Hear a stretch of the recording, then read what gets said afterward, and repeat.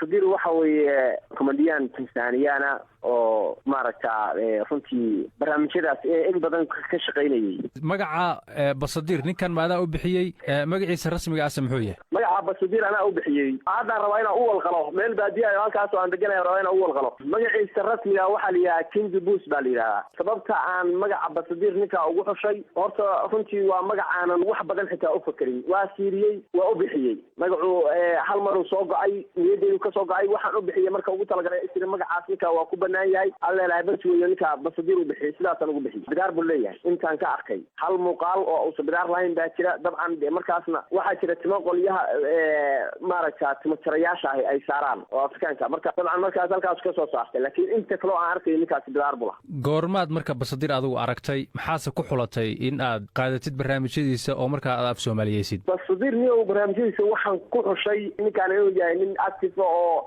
qaylo badan oo jilaaya oo haddii ilaahay ku run yahay farshaxamaysta oo dadka si fiican uga qoslin kara sidaasaan ku xushay. waxaana xushay sanadii 2020 wariba aduu bishii 8 meelaha. waayahay marka aad xulanaysay basadir ma barnaamijyadiisa ka heshay uu asagu soo saaro? dabcan waxaa jira majalistayaal kale oo isaga la mid ah. midda kale adiga basadir ma istaqaanaan? aniga basadir barnaamijyadiisa waan daawaday dhowr xabba markaan ka daawaday waxaan u arkay inuu yahay shakhsi aynu maaragta barnaamijka isla qaadi karno oo maaragta dadka kaga qoslin karo oo maaragta soo jiidasho leh sidaasaan ku xushay. sidoo kale aniga iyo basadir waanu isnaqaanaa. ma wada hadasheen weli?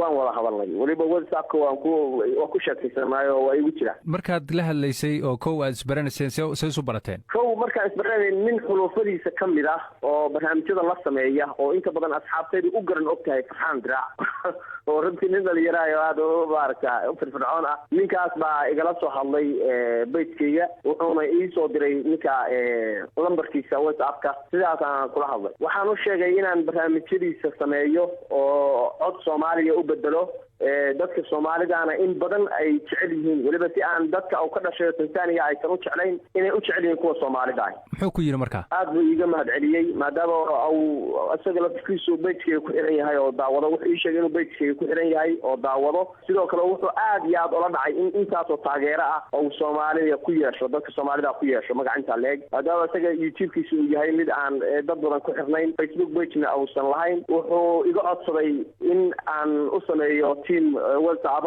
oo maaragta Soomaali ah. marka barnaamijyadan dabcan sida xustayba Farxaanow dad badan baa daawada. marka ma kaligaa baa sameeya mise cid baa kula samaysa?